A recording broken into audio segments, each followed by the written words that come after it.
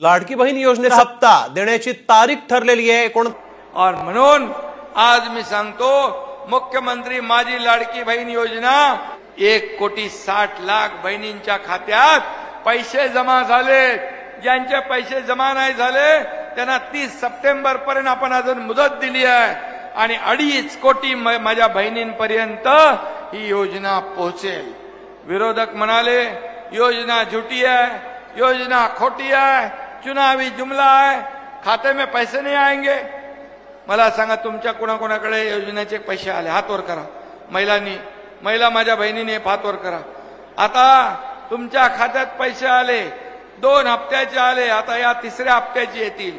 मागे बसलेले आहेत त्यांच्या खात्यामध्ये पण 30 सप्टेंबर पर्यंत सगळे स्क्रुटिनी होईल आणि सगळ्या बहिणींच्या खात्यात पैसे जमा होतील।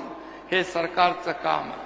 आणि योजनेमध्ये या विरोधकांनी खोडा घातला, कोर्टात गेले, योजना बंद पाडण्यासाठी प्रयत्न केला, परंतु कोर्टाने पण त्यांना चांगली थप्पड मारली। पण या लोकांनी ही योजना बदनाम केली।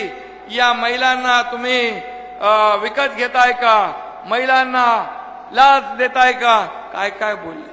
माझ्या बहिणींना बोलताना थोडी लाज तरी वाटली पाहिजे होती, मनाची नाही जनाची तरी वाटली पाहिजे होती। आणि म्हणून मी आपल्याला सांगतो, त्याच्यानंतर म्हणाले लाडक्या भावाचं काय?